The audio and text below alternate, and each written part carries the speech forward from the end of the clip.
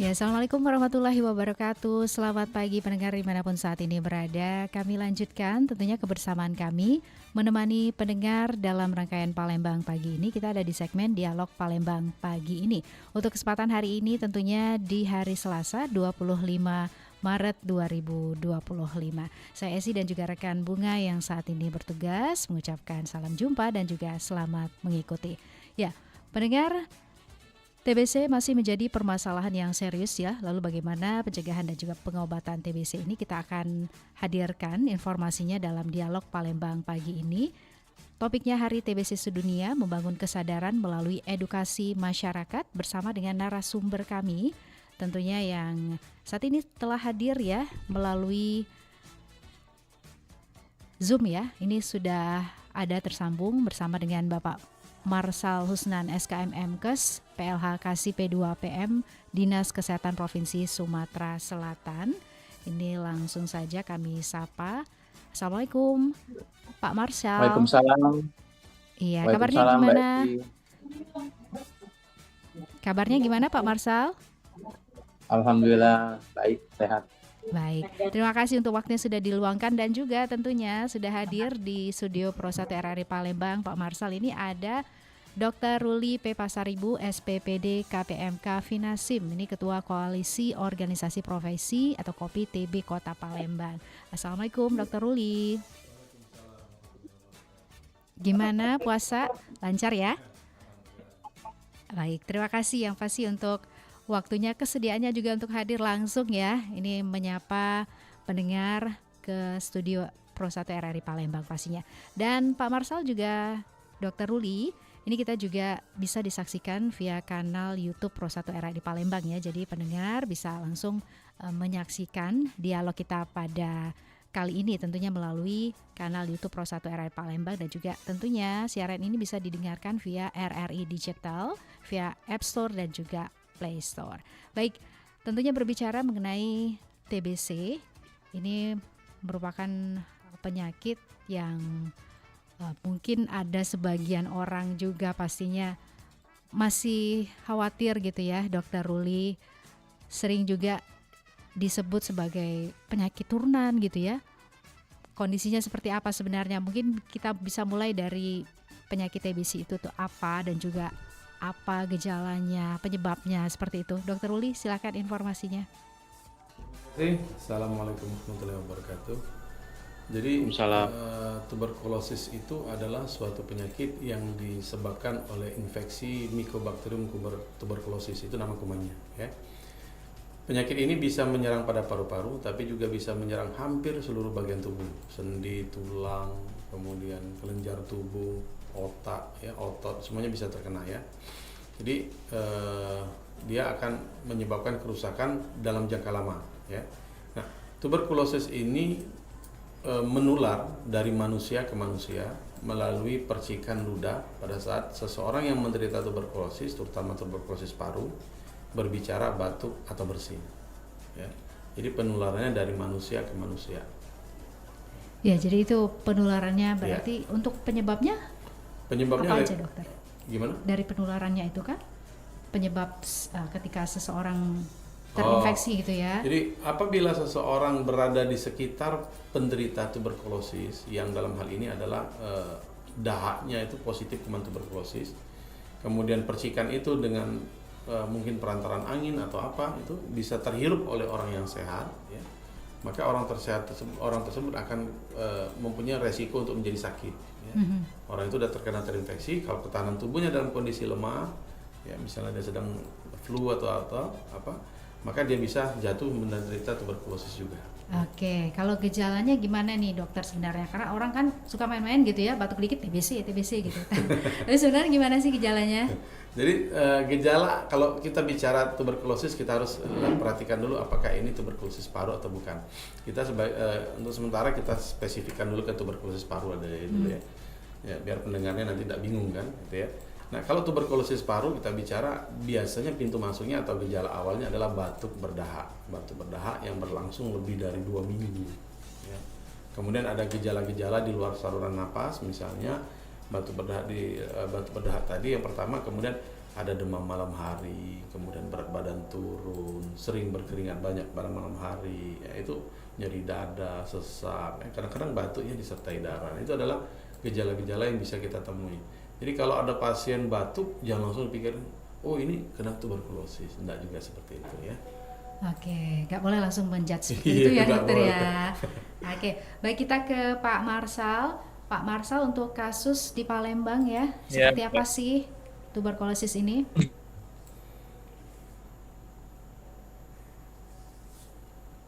Ya Pak, gimana Mbak Esi? untuk Nggak jelas kasusnya suara. sendiri di Palembang, berapa banyak kasusnya? Oh,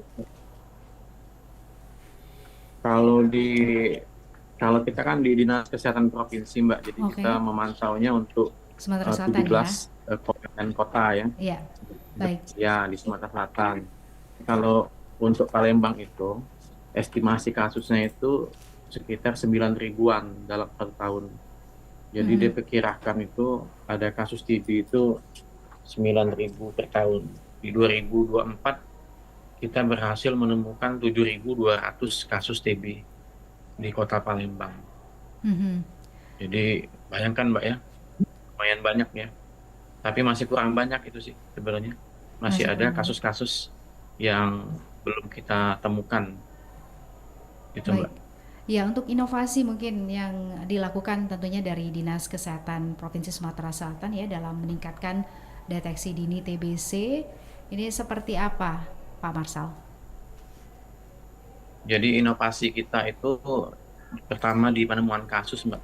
Jadi penemuan kasus itu di setiap paskes ya, kita selalu menjaring agar semua terduga itu kita layani sesuai standar. Jadi maksudnya gini, kan gejala utama untuk TBC paru ya, yang dokter Roli bilang tadi, Mhm. itu adalah batuk berdahak. Jadi berhubung di Indonesia ya, di Sumsel ini endemis TB, orang yang batuk berdahak itu langsung kita curigai TB dan kita periksakan dahaknya melalui alat rapid test, namanya tes cepat molekuler ya. Adapun inovasi kita misalnya berupa active case finding ACF Mbak. Di 2025 ini kita melakukan di 5 kabupaten. Jadi satu puskesmas itu kita periksa 150 orang. Kita datangkan mobil ronsen ya. Semua difoto torak ya. Dahaknya yang diambil. Kalau dia sakit TB kita obati TB. Tapi kalau dia kontak kita kasih terapi pencegahan tuberkulosis. Itu untuk penemuan. Sedangkan untuk pengobatan, karena pengobatan TB ini lama, lumayan lama, 6 bulan, dan berhubung ini program nasional, dia nggak di-cover oleh JKN, ya, BPJS. Jadi pemerintah menyiapkan obat ya, sekitar 25.000 paket itu untuk 1 tahun. Jadi harapannya masyarakat setelah terdiagnosa dapat pengobatan sampai selesai. Kemudian yang untuk pencegahan, orang yang sudah terinfeksi tapi belum sakit tadi, itu kita kasih terapi pencegahan tuberkulosis. Sehingga lebih baik kita mengobati sebelum gejala muncul, sehingga tidak menimbulkan efek sakit pada pasiennya. Belum lagi pada sektor promosi kesehatan dan keterlibatan multisektor, kita bekerjasama juga misalnya dengan Kementerian Pendidikan yang untuk penyuluhan di sekolah, misalnya Kementerian Agama ya untuk TB-TB di pondok pesantren, ada juga Badan Amil Zakat yang memberikan bantuan kepada pasien, ke Dinas PU misalnya ada bedah rumah pada pasien TB. Jadi di 4 sektor itu Mbak, di penemuan kasus, pengobatan, pencegahan, dan keterlibatan di sektor. Demikian Mbak Isi. Baik, Pak Marsal juga Dr. Ruli, kita sudah tersambung dengan pendengar ya. Kita langsung saja sapa. Selamat pagi. Ya, sayang sekali terputus. Silakan untuk pendengar yang ingin bergabung ya, bisa langsung menghubungi kami di 0711 36 9977 atau juga bisa bergabung via WA di 0821 7927 9090. Baik, ini dari apa yang tadi disampaikan oleh Pak Marsal ya, ini dari Dinas Kesehatan Sumatera Selatan sendiri, kalau untuk di wilayah Sumatera Selatan yang tertinggi gitu ya untuk kasus tuberkulosis ini selain di Palembang gitu Pak, di mana lagi Pak Marsal? Jadi kalau tertinggi itu Mbak, kita lihat dulu dari jumlah penduduk. Mhm. Karena kita kan mengestimasikannya dari jumlah penduduk. Jadi selain Palembang itu yang paling banyak kita temukan itu di Kota Lubuk Linggau, ya. Mhm. Kota Lubuk Linggau ya, seperti sekitarnya, dan ada juga misalnya ini kalau kita lihat dari absolut ya, dari jumlah itu memang Palembang yang paling tinggi. Kemudian diikuti Banyu Asin ya, kalau dari absolut. Kemudian Ogan Komering ini ya. Jadi yang memang kabupaten kota yang banyak penduduknya itu secara jumlah kita banyak. Tapi kalau dari persentase yang paling tinggi itu Lubuk Linggau. Lubuk Linggau Mhm. itu sudah mencapai 94%. Artinya di Lubuk Linggau 94%. itu tidak ada kesempatan lagi orang yang sakit TB untuk menularkan ke orang lain. Karena semua orang yang sakit TB itu sudah kita treatment semua, gitu Mbak. Jadi Mhm. mindsetnya kalau tuberkulosis ini, kalau kita banyak kasus temukan itu bagus. Karena itu adalah tindakan pencegahan yang paling efektif supaya orang yang sakit TB tidak menularkan pada orang lain. Dengan menemukan, mengobati sampai sembuh. Gitu Mbak. Oke. Baik Pak Marsal juga Dokter Ruli, kita sudah tersambung dengan pendengar, langsung saja kita sapa ya. Ya, saya sekali kembali terputus nih untuk pendengar, silahkan ya. Kami tunggu peran sertanya bisa langsung melalui line telepon tentunya di 0711369977 atau juga bisa bergabung via WA di 0821 7927 9090 ya. Nah, ini kalau kita berbicara mengenai stigma ya, stigma sosial penderita TBC ini, mengingat stigma mungkin seringkali juga bisa menjadi hambatan atau tantangan dalam mendeteksi tuberkulosis ini ya. Kita ke Dokter Ruli terlebih dahulu. Gimana nih untuk masyarakat juga tentunya menghadapi mungkin dari kasus-kasus yang Dokter Ruli hadapi gitu ya, untuk masyarakat stigma sosial yang seringkali diberikan gitu ya, gimana kita mau mendeteksi gitu ya, sedangkan masyarakat pun enggan untuk memeriksakan diri. Seperti apa sih dokter? Ya, stigma mengenai TB ini lucunya ya, sampai sekarang ini memang masih ada ya. Jadi batuk berdarah, contoh saja batuk berdarah. Batuk berdarah itu seringkali dibilang dia karena guna-guna lah, kemudian ini ada penyakit keturunan lah gitu ya. Sehingga orang yang terkena tuberkulosis itu praktis dia dijauhi, baik di keluarganya ataupun di masyarakat sekitarnya. Kita menemukan ada beberapa kasus yang ekstrim gitu ya. Ada penderita TB itu diletakkan di semacam kandang hewan untuk dipisahkan dari keluarganya, dan itu benar-benar membuat kita bersedih gitu ya. Nah, harusnya tidak seperti itu ya. Nah, sebenarnya pasien TB kalau dia makan obat dengan teratur itu 90% lebih itu sembuh dia ya. Bahkan walaupun pengobatannya lama 6 bulan, tapi kalau dia sudah makan obat teratur selama 2 minggu saja, resiko menularkan ke orang lainnya udah jauh berkurang gitu ya.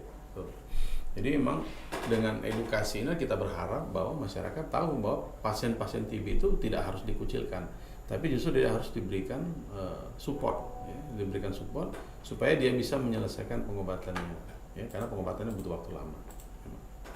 Ya, baik, kita ke Pak Marsal ya. Pak Marsal, mungkin ada tantangan yang dihadapi untuk masyarakat gitu ya, masih enggan memeriksakan diri. Seperti apa nih Pak kalau dari Dinas Kesehatan Provinsi Sumatera Selatan gitu ya. Tapi sebelumnya Pak Marsal, kita ke penelpon kembali nih. Selamat pagi. Selamat pagi Mbak Esti ya. Selamat pagi juga Bapak. Dengan Bapak siapa, di mana?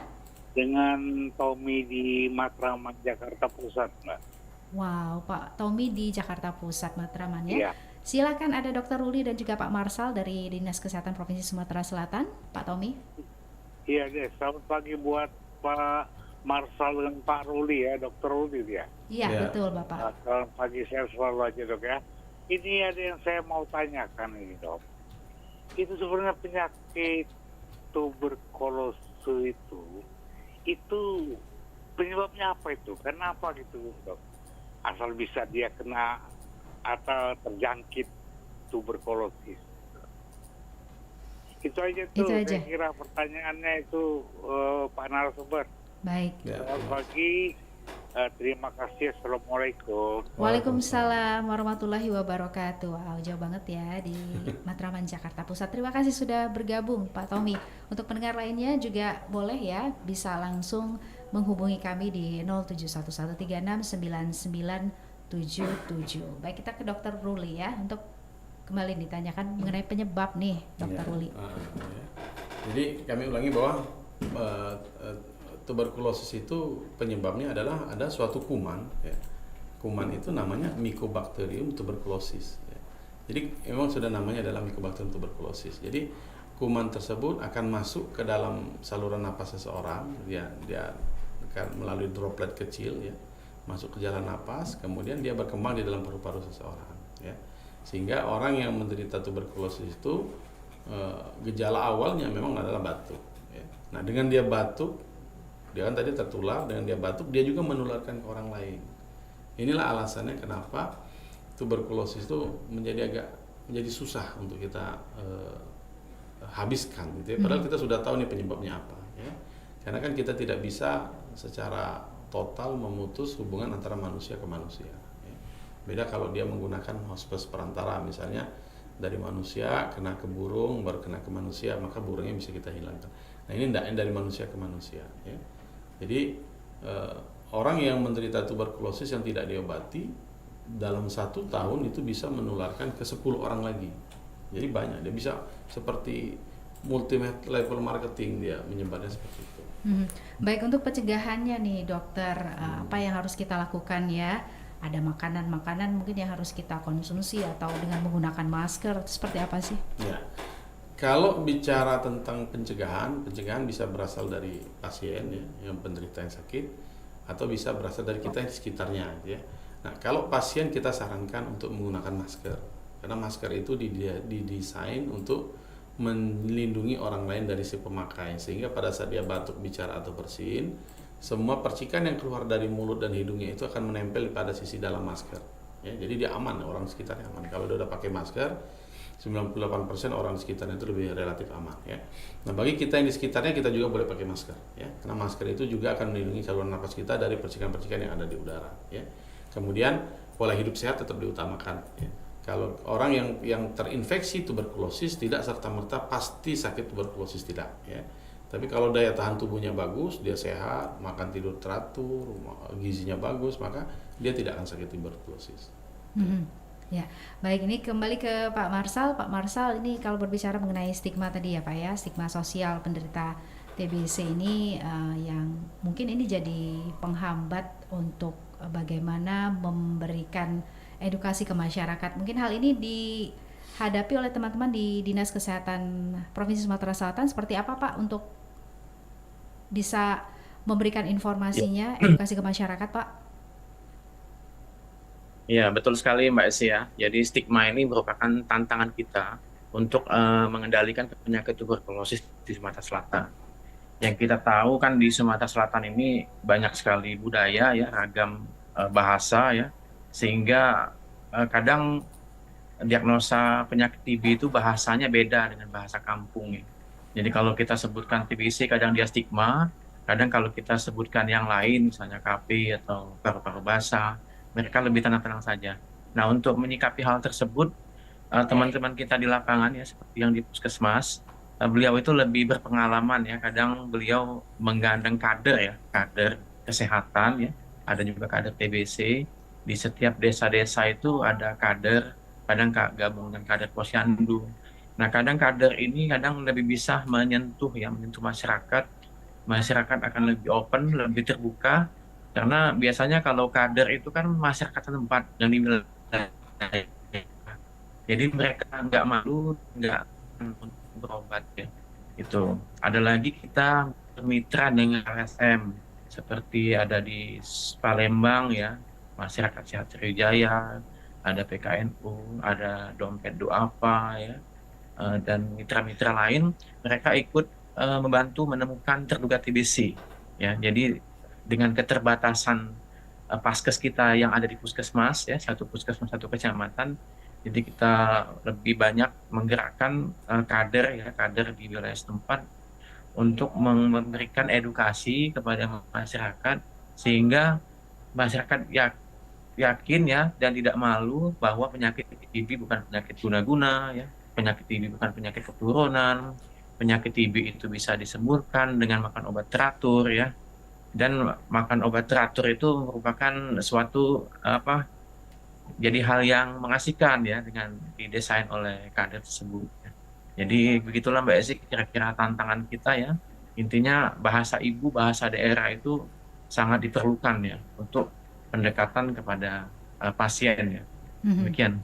Baik, nah kita ke Dokter Ruli lagi nih. Dokter Ruli, kalau berbicara mengenai edukasi yang bisa digunakan khususnya dari mungkin koalisi organisasi profesi atau KOPI TB Palembang ini untuk menyasar generasi muda nih, Dokter Ruli, seperti apa? Permasalahan generasi muda sekarang ini punya gaya hidup yang agak kurang baik gitu ya. Kadang-kadang mereka sering merokok kan, mencari identitas, apalagi yang usia-usia remaja SMA itu ya.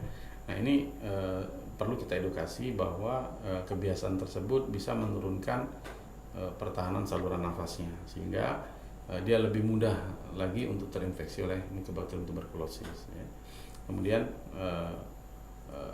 kalau ada gejala, nah kita selalu tekankan ya, jika pasien tersebut atau orang tersebut merasakan ada gejala yang dia rasakan, segera periksakan ya. Jangan sampai menunda-nunda ya, karena semakin cepat kita tahu, semakin sedikit kerusakan yang timbul, semakin baik hasil pengobatan ya. Ada program pendampingan khusus mungkin Dokter Ruli untuk penderita TBC ya, bagaimana bisa meningkatkan kepatuhan mereka untuk pengobatan, seperti apa?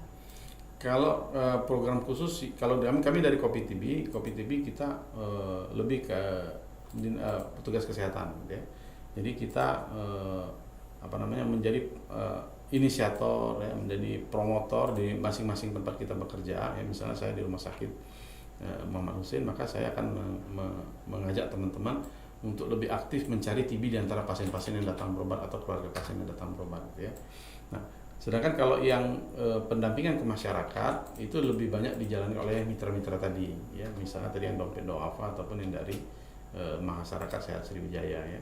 Kita dengan masyarakat sehat Sriwijaya itu menjalin komunikasi yang baik gitu ya. Jadi kadang-kadang mereka mempersiapkan kader-kader mereka untuk dilepas, mereka mengundang kita sebagai narasumber ya. Apa saja yang harus dipersiapkan, kalau pasien-pasien misalnya ada keluhan-keluhan yang ringan, bagaimana harus mengatasinya ya. Jadi kami di sini memberikan tenaga ataupun memberikan advice kepada mitra-mitra tersebut dan rumah sakit-rumah sakit di tempat kami bekerja. Ya, khusus dalam peringatan Hari TB Sedunia yang diperingati setiap 24 Maret gitu ya. Ini ada peringatan khusus kah, Dokter Ruli?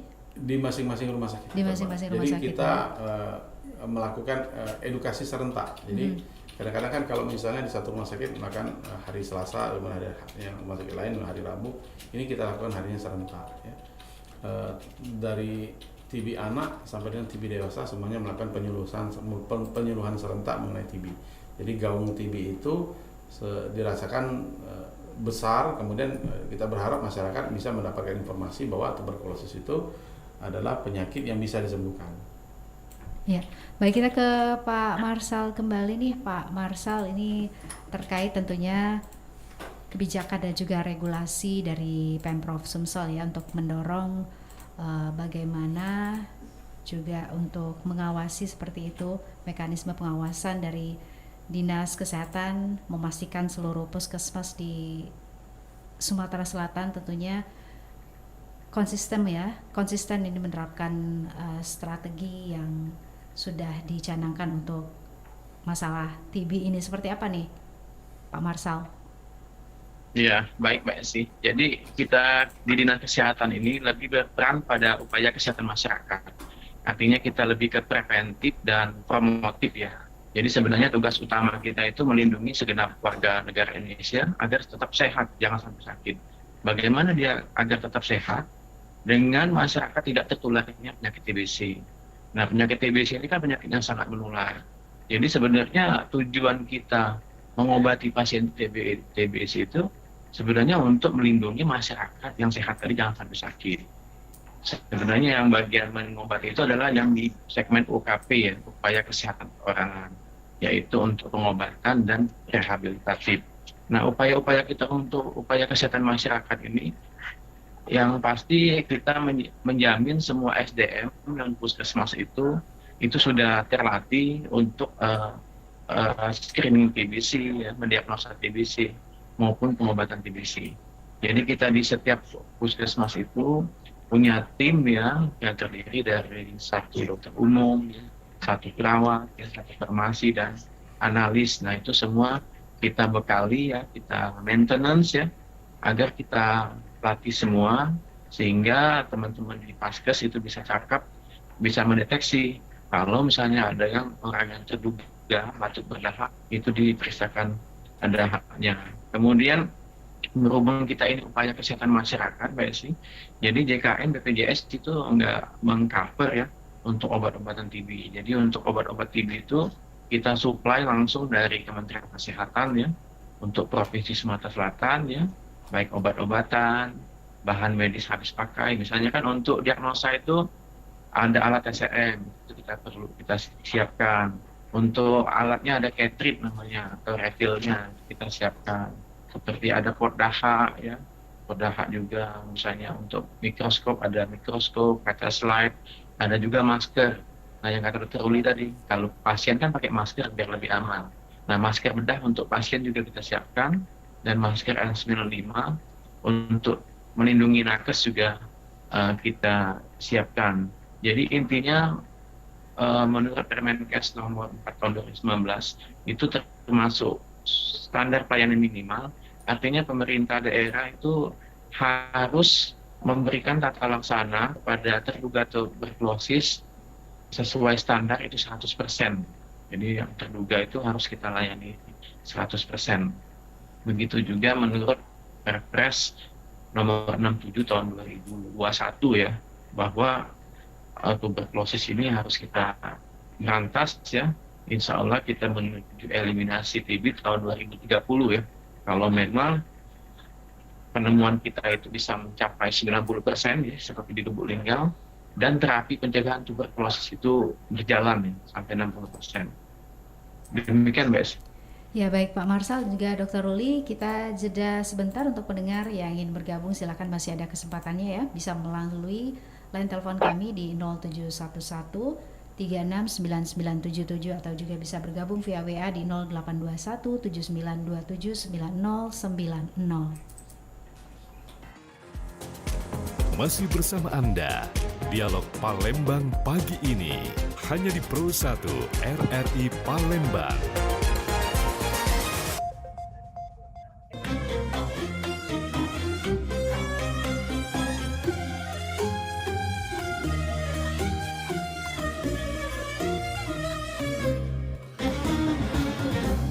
Allah Subhanahu wa Ta'ala berfirman, dan kami turunkan di dalam Al-Quran suatu yang menjadi obat atau penyakit manusia dan rahmat bagi orang-orang yang beriman. Quran Surah Al-Isra ayat 82.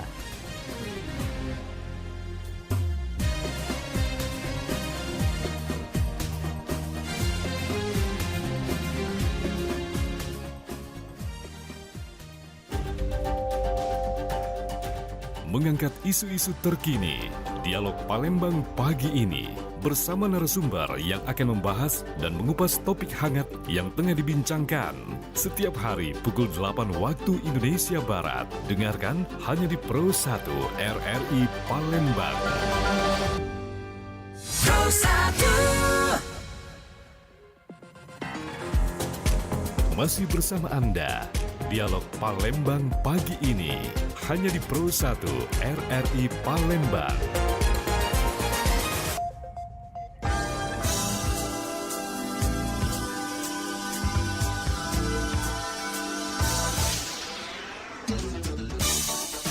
Ya, 92,4 FM Pro 1 RRI Palembang, kanal informasi dan inspirasi tentunya terus menemani pendengar ya dalam Dialog Palembang pagi ini, Hari TBC Sedunia Membangun Kesadaran Melalui Edukasi Masyarakat, bersama dengan narasumber kami.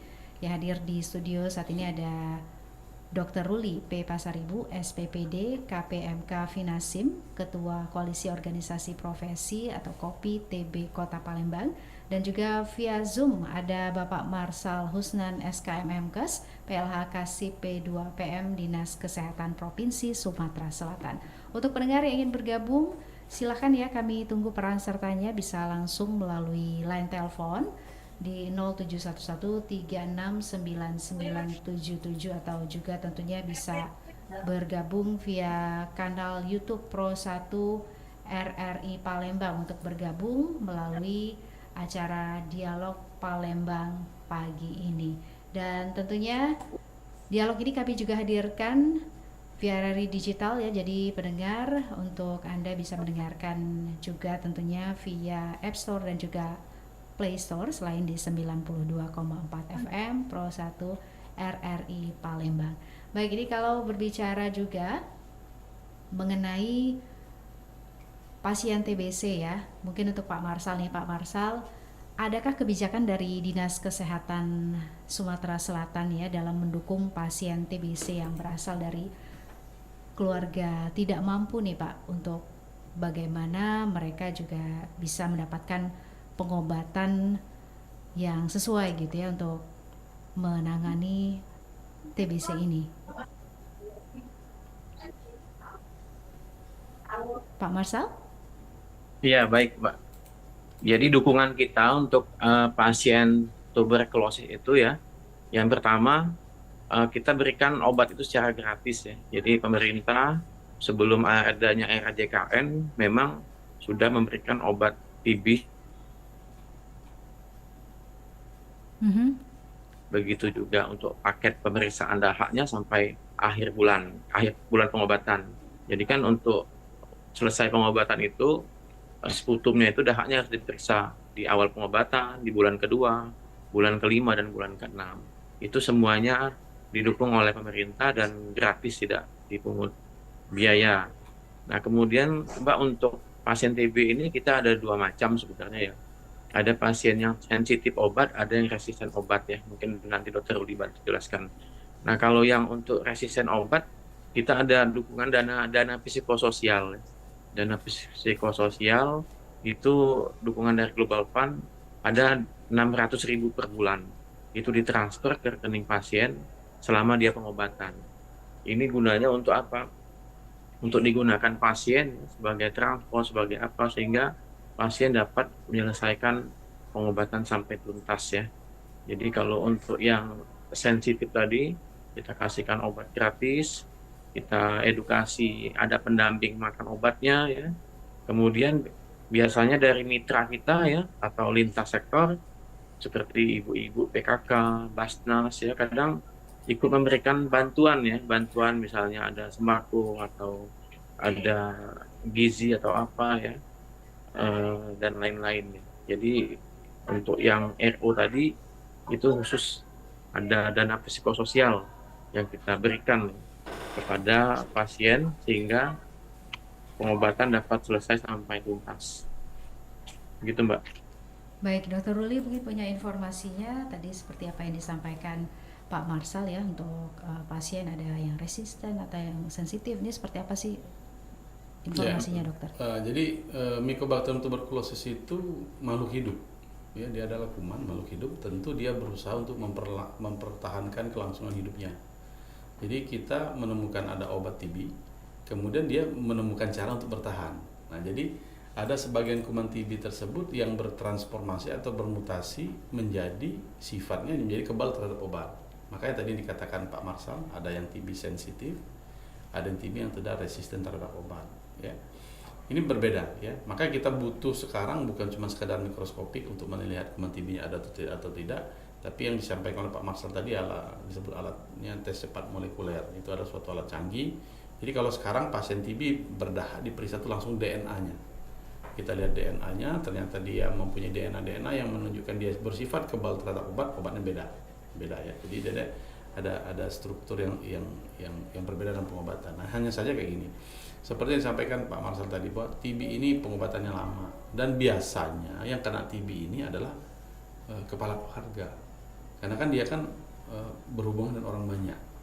Jadi penderita TB itu paling banyak orang laki-laki yang sedang menjadi tulang punggung keluarga. Jadi kadang-kadang mereka tidak bisa datang atau mengkonsumsi obat atau berobat teratur tuh dikarenakan dia harus mencari nafkah. Makanya dukungan-dukungan yang seperti disampaikan tadi itu benar-benar dibutuhkan ya. Nah, kalau dia TB yang sensitif itu pengobatannya selesai kita berikan selama 6 bulan ya, selesai, tidak ada masalah.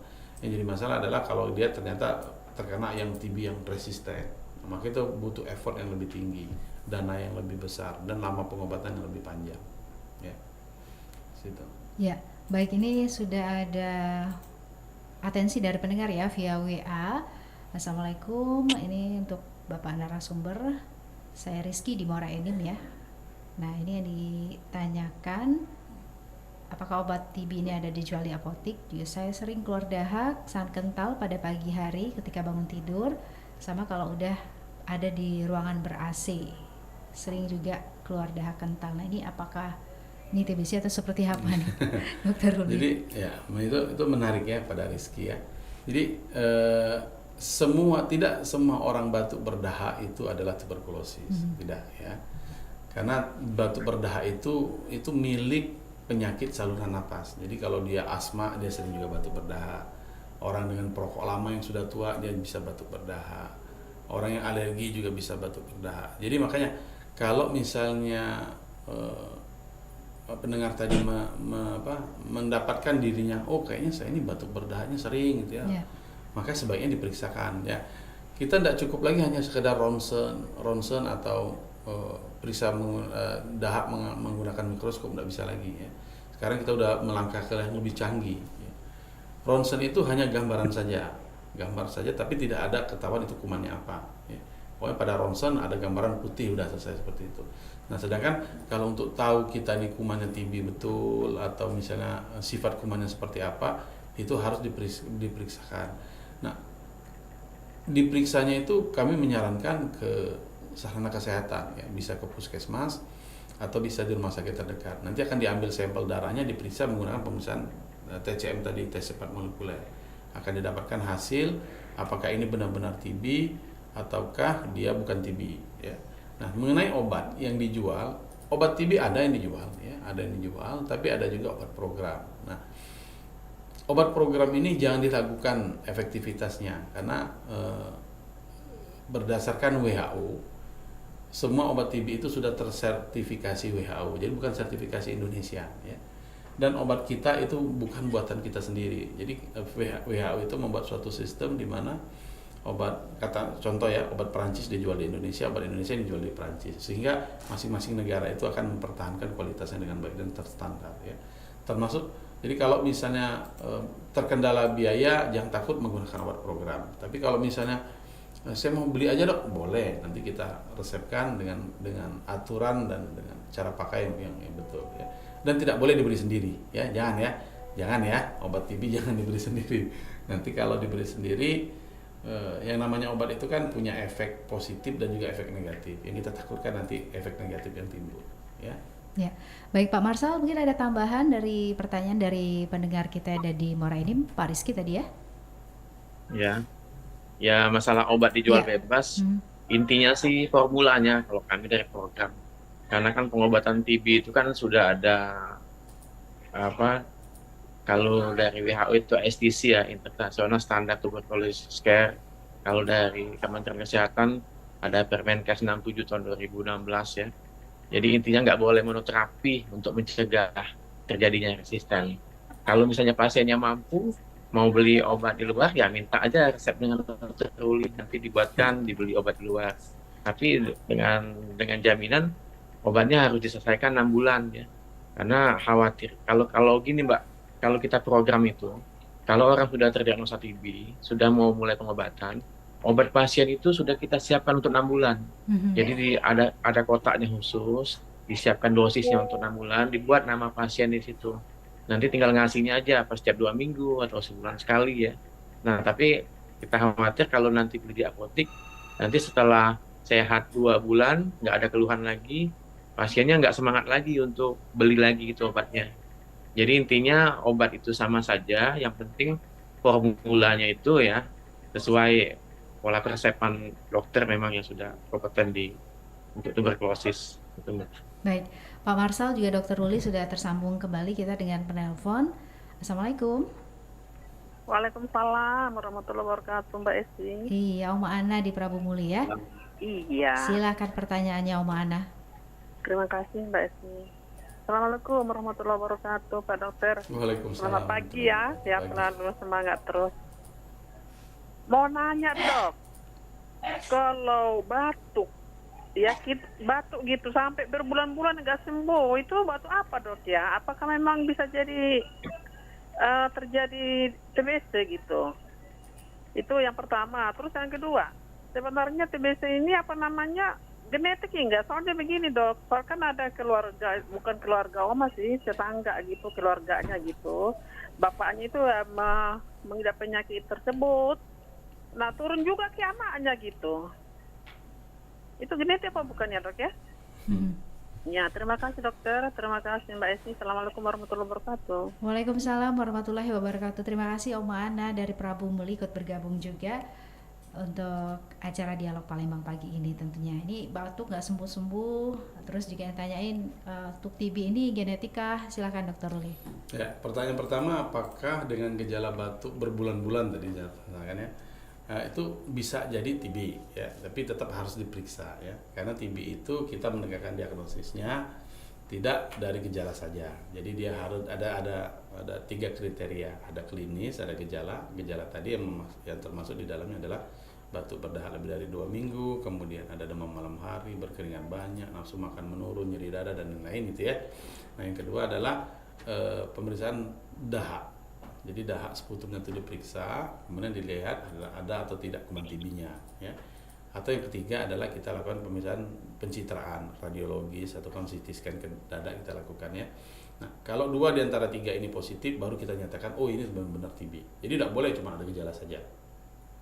Tidak boleh hanya ada misalnya sputum saja yang positif. Tapi orang tidak ada gejala, tidak ada sputum, ronsennya dikatakan TB, langsung diobati TB, itu tidak boleh juga ya. Jadi harus ada 2 dari 3, ada gejala, ada pemeriksaan sputum yang menyatakan positif, dan kemudian ada pencitraan yang juga mendukung ke arah suatu tuberkulosis. Jadi kalau nasihat saya untuk yang bergejala tadi segera periksakan ya. Jadi kalau misalnya ternyata diperiksa sputumnya positif dengan ada gejala tadi, maka sudah bisa dinyatakan sebagai tuberkulosis. Atau dia lakukan pencitraan dapat gambaran tuberkulosis, maka dia bisa dinyatakan sebagai tuberkulosis gitu ya. Nah, kemudian pertanyaan kedua mengenai apakah ini genetik. Nah tadi ya, kita ketahui bahwa TB ini menular dari manusia ke manusia. Yang pertama kali dekat dengan pasien TB itu adalah keluarga ya. Contoh bapak yang kena, terus yang merawat bapak ini tentu istrinya kan, istrinya dan anak-anaknya.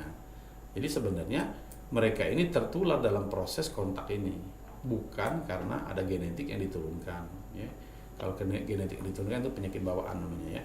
Nah ini enggak ya. Jadi orang yang kena TB ya, pulang ke rumah dirawat oleh istri dan keluarganya. Nah kalau mereka tidak melaksanakan metode pengendalian infeksi yang baik, maka mereka bisa tertular.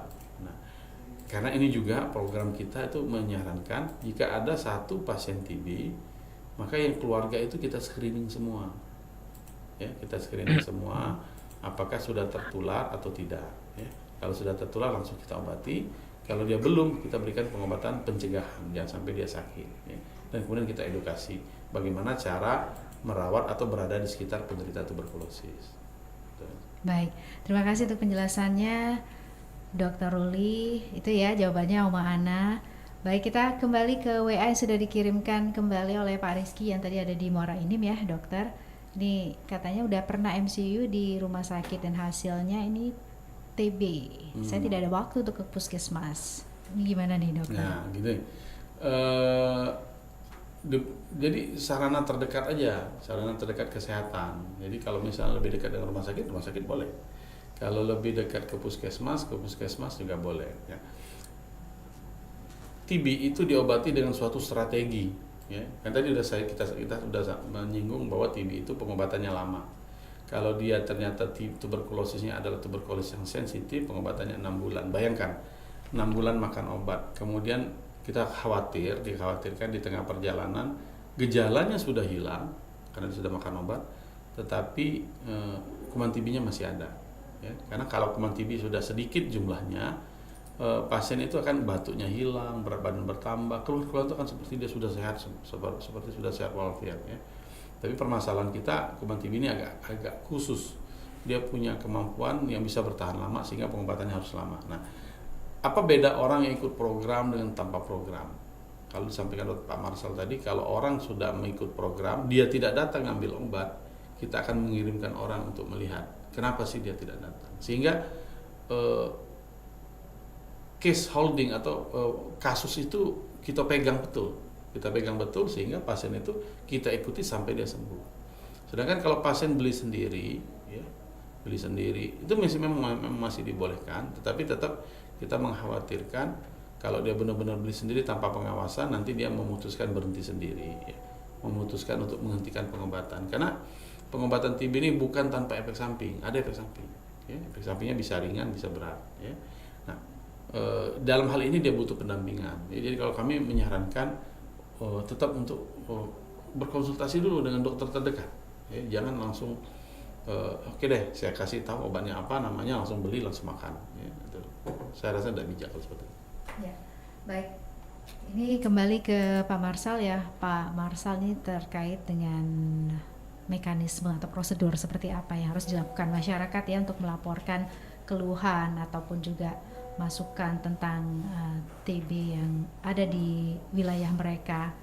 Seperti apa nih Pak mekanismenya atau apa yang harus dilakukan gitu ya? Ya, jadi Mbak Esi ya, jadi intinya awal muasal itu adalah edukasi ya, edukasi ke masyarakat ya, kepada masyarakat umum, sehingga masyarakat umum bahwa penyakit TB itu bisa disembuhkan. Penyakit TB itu bukan penyakit kutukan ya, penyakit TB itu bukan guna-guna ya, bukan hal yang memalukan. Kalau ada tetangga kita, anggota keluarga kita ya, atau warga kita ya ada yang batuk berdahak ya, itu sebaiknya segera kita periksakan ke paskes terdekat ya, di mana sempat lah kalau seandainya kerja di mana paskes dekat tempat bekerja itu kita periksakan. Tujuannya apa? Sebenarnya tujuannya itu bukan untuk individu kita sendiri sih, berobat. Kita itu tujuannya itu untuk melindungi orang yang di sekitar kita supaya tidak tertular ya. Yang seperti Dr. Uli bilang tadi kan, penularan TB ini mirip-mirip multi level marketing lah. Misalnya satu orang sakit TB di suatu rumah, dalam setahun tidak kita obati, tahun depan itu bisa menularkan ke semua kontak serumah dan kontak erat yang ada di wilayah. Bayangkan kalau satu orang sakit TB tidak diobati, tidak diintervensi, dalam 1 tahun itu bisa menularkan ke 10 orang.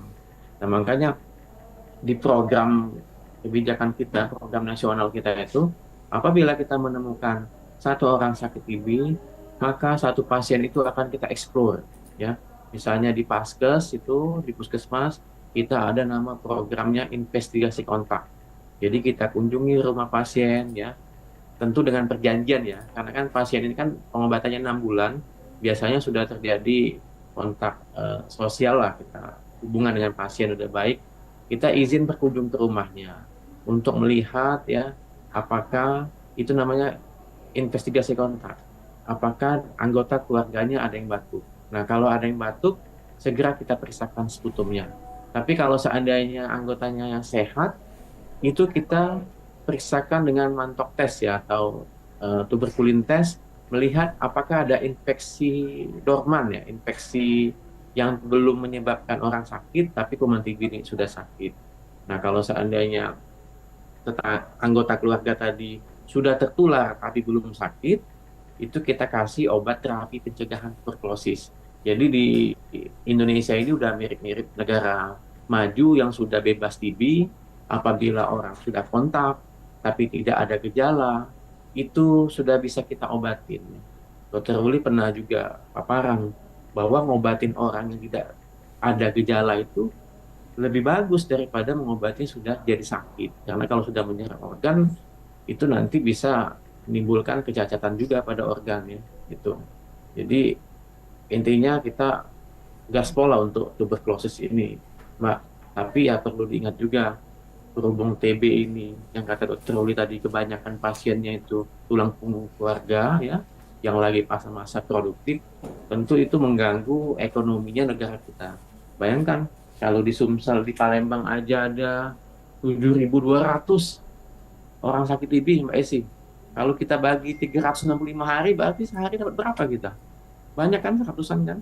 Artinya memang di Palembang ini memang udah banyak.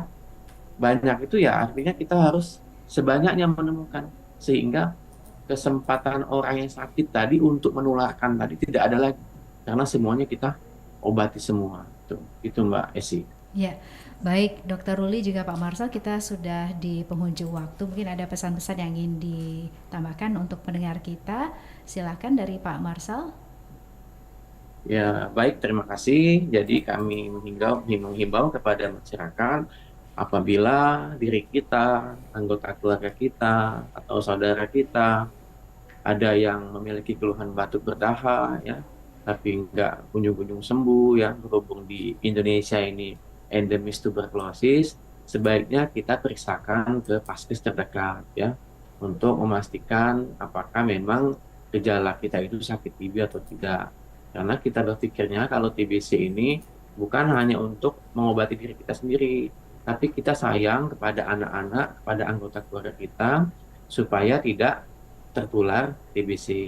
Jadi intinya sesuai slogan kita, TBC itu adalah TOS TBC, temukan, obati, sampai sembuh. Karena mengobati pasien TBC adalah tindakan pencegahan yang paling efektif untuk memutus rantai penularan TBC. Jadi berhubung 24 Maret ini Hari TB sedunia, Indonesia punya tema Gerakan Indonesia Akhiri Tuberkulosis dengan komitmen dan aksi nyata. Jadi aksi nyata itu dimulai dari diri kita sendiri untuk lebih peduli ya, apalagi sekarang kan ada programnya juga Pak Prabowo ya, Pak Menteri Kesehatan, pemeriksaan kesehatan gratis PKG. Nah itu dilakukan setahun sekali ya. Jadi kalau kita nggak ada keluhan, kita setahun sekali bisa di screening ya, apakah ada potensi sakit TB atau tidak. Tapi kalau memang kita udah batuk ya, janganlah beli-beli sendiri obat di apotik, apalagi sudah beli, udah obat habisnya tapi nggak sembuh-sembuh ya. Demikian Mbak Esi. Ya, dari Dokter Ruli silahkan Dokter. Terima kasih Mbak Esi. Kalau dari saya menyatakan bahwa pesan yang harus disampaikan kepada masyarakat, tadi udah tahu gejala TB ya. Jadi kalau misalnya kita merasakan adanya gejala tadi batuk berdahak lebih dari 2 minggu, terus harus diingat ya, atau berat badannya tidak naik-naik pada anak-anak, tadi belum disampaikan pada anak-anak ya. Kalau anak kita ternyata bulan pertama, tahun pertama, atau dari bulan ke bulan kita ikuti kok nggak naik-naik berat badannya, nah sebaiknya diperiksakan ya. Jadi kalau ada gejala jangan takut ya. TBC itu bukan penyakit menular, bukan penyakit keturunan dan bukan guna-guna ya. Datang berobat, sembuhkan diri Anda, jaga keluarga Anda dari tuberkulosis. Jadi jangan takut ya. Obatnya tinggal makan selesai. Tidak ada lagi disuntik, tidak ada lagi ya. Oke, baik Dokter Ruli, terima kasih sudah hadir menyampaikan informasinya. Juga Pak Marsal, terima kasih ya. Ya, sama-sama Mbak Esi. Baik, Assalamualaikum Pak Marsal. Waalaikumsalam warahmatullahi wabarakatuh. Waalaikumsalam. Baik, pendengar, demikian perbincangan kami dalam dialog Palembang pagi ini ya. Tadi kita sudah berbicara seputar Hari TBC sedunia, membangun kesadaran melalui edukasi masyarakat. Kami juga tadi sudah berbincang bersama narasumber kami. Ada Bapak Marsal Husnan SKM Mkes, PLH Kasih P2PM, Dinas Kesehatan Provinsi Sumatera Selatan, juga sudah bersama dengan Dr. Ruli P. Pasaribu, SPPD KPMK Finasim, Ketua Koalisi Organisasi Profesi Kopi TB Kota Palembang.